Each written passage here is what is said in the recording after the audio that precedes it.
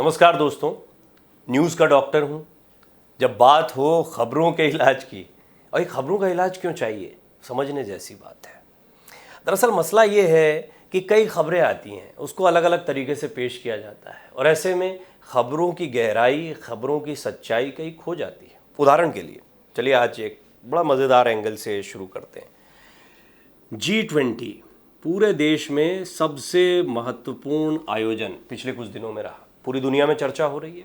भारत का लोहा माना जाना है, माना भी जाना चाहिए। अब एक खबर आई कि शशि थरूर, अब ये जो शशि थरूर साहब हैं, ये अचानक से आज चर्चा का विषय बन गए।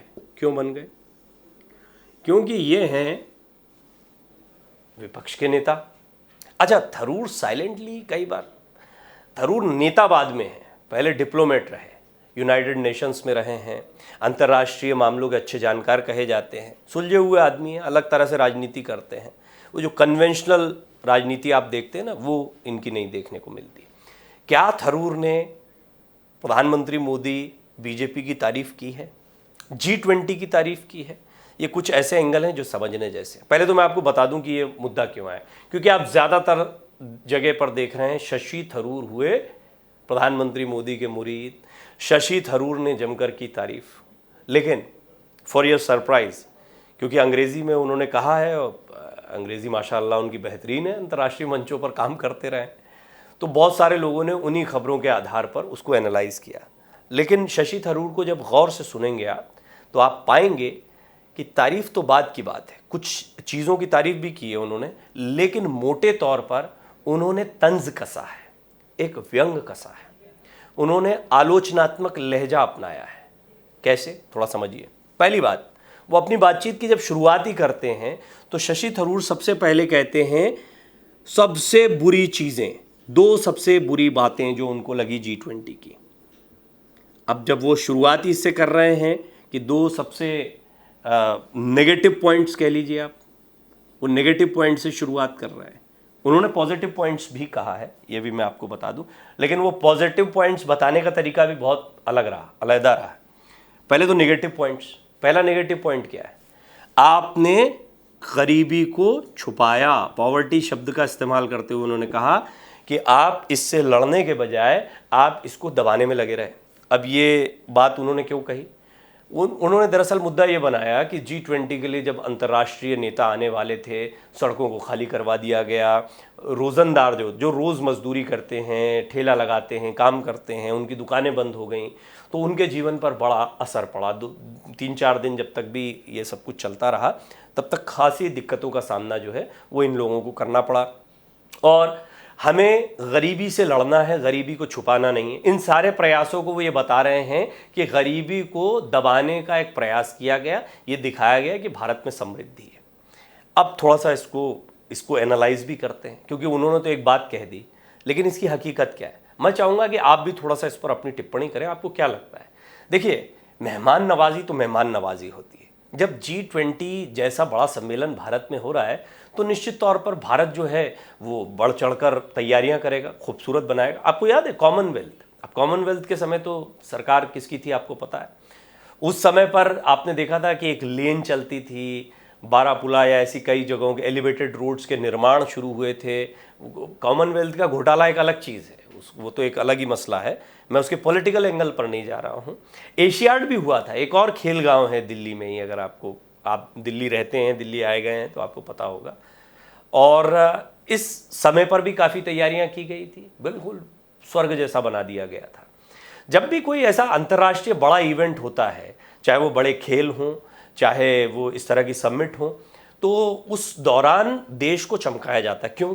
क्योंकि पूरी दुनिया की निगाह आप पर होती है। तो इसमें कोई बुराई नहीं है कि आप 3-4 दिन, हम शादी ब्याह भी करते हैं तो हम सामान्य तो नहीं रखते घर को, टेंट तंबू सब लगाया जाता है, चाक चौबंद रंग रोगन किया जाता है। क्यों किया जाता है? मेहमान आते हैं भाई, तो इसमें मुझे कोई बुराई नहीं लगती। और इसको सीधे इससे जोड़ देना, हाँ ये बात समझ में आती है कि गरीबी एक बड़ा मुद्दा है।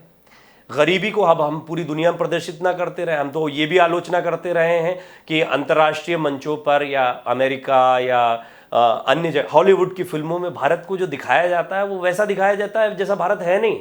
भारत उससे बहुत आगे निकल गया।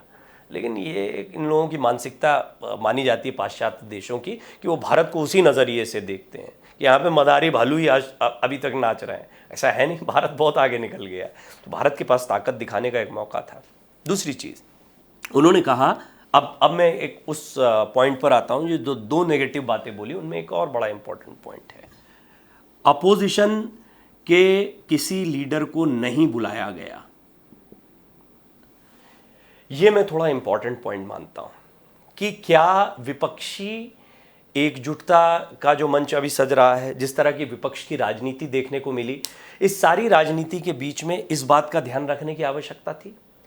शशि थरूर ने बाद में इस पर यह भी जोड़ा है कि किसी एमपी को नहीं बुलाया गया, यहां तक कि मल्लिकार्जुन खड़गे को भी नहीं बुलाया गया। तो खड़गे साहब को लेकर उनकी नाराजगी थी। मैं आपसे भी जानना चाहूँगा कि आपको कितना ये कदम कैसा लगता है। हालांकि ये एक तरीके का आरोप भी है, एक तरीके की आलोचना भी है। अब इसमें मेरा मत, जैसा कि उन्होंने अपना स्टेटमेंट दे दिया, पहले स्टेटमेंट पर मैंने कहा कि रंग रोगन होना चाहिए, लेकिन दूसरा स्टेटमेंट, देश की राजनीति जब पूरे देश को, आप मान लीजिए कोई भी इस तरह का आयोजन होता है और हम भी कड़ी आलोचना करते हैं कि G20 जैसा कोई आयोजन हो रहा है तो पूरे देश को एकजुट होना चाहिए, एकजुट दिखना चाहिए, किसी को आलोचना नहीं करनी चाहिए। हाँ, विपक्ष की मंशा क्या रही? क्या विपक्ष की मंशा सचमुच में मेज़बानी को उसी तरह से करने की थी जैसे सत्ताधारी दल की है? ये एक समझने जैसी बात है। क्या बीजेपी ने या सत्ताधारी दल ने कोई सतर्कता बरती किसी को ना बुलाकर? ये भी मैं आप पर छोड़ता हूँ, इस पर मेरी कोई टिप्पणी नहीं है। और मेरी टिप्पणी नहीं होने की भी एक बड़ी वजह है, क्योंकि इसके बहुत गहरे जाने की ज़रूरत है। आप सिर्फ ये नहीं कह सकते कि अपोजिशन के लीडर्स को नहीं बुलाया गया।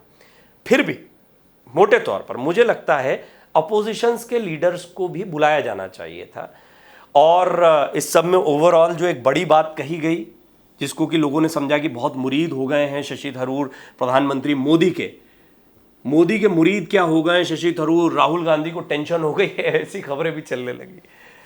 मोदी के मुरीद होने के साथ साथ में उन्होंने तंज के लहजे में ये बातें कही हैं।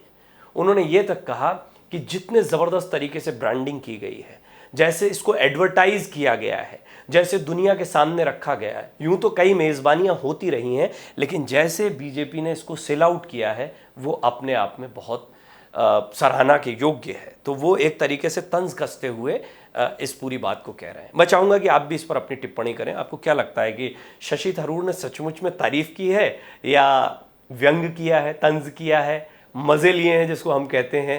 तो किस तरीके से आप उनकी इस, और जितनी बातें थी वो हिंदी में मैंने सामान्य भाषा में आपके सामने रखने की कोशिश की है, क्योंकि आप में से कई दर्शक हैं शायद जो उनकी अंग्रेज़ी या उनके कहे हुए वक्तव्यों को वैसे ना देख पाएँ या समझ पाएँ, पर आप अपनी टिप्पणी ज़रूर करें।